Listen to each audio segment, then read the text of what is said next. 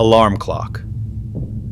For 50 years, Kristofer lived by the tick of a single, faithful machine. An old black plastic alarm clock, worn at the edges, its red buttons dulled by decades of sleepy fingertips. At 3:27 a.m. sharp, every morning without fail, it buzzed with a shrill insistence that dragged Kristofer from the dream world.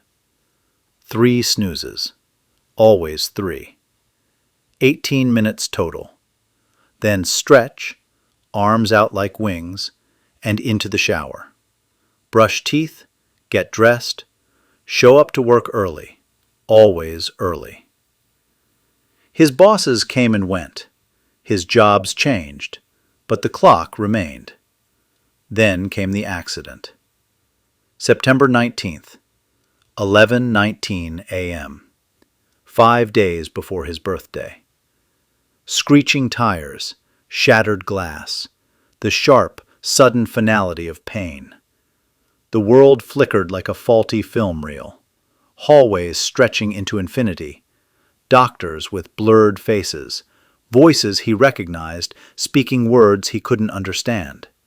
Friends, family, hovering shadows. Time warped and melted. And then, beep, beep, beep, beep, Kristofer gasped. 3:27 a.m., just like always. His hand shot out on instinct. Snooze. Once, twice, 3 times. Only this morning felt off. The air around him, still, warm, congested.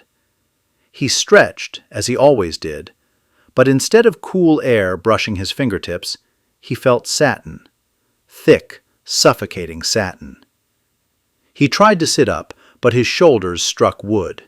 His feet wouldn't move. Panic surged like electricity.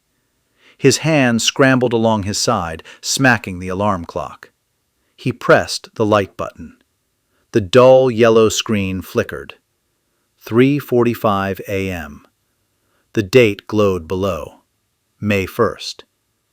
A piece of paper rested neatly on his chest. Trembling, he lifted it, guided only by the faint glow of the screen. His fingers traced the words, "Dear Dad, we know how much your routine meant to you. You were always so dependable. We thought you'd want this with you. Something you could always count on, even now. Love, Kylie, Cammy, and Cody Bug." Kristofer's breath caught in his throat. He tried to scream, but his mouth was sewn shut. He beat at the lid above him, nails splintering. No sound but the ticking of the alarm clock beside him. Still loyal, still on time, still waking the dead. And tomorrow, it will go off again.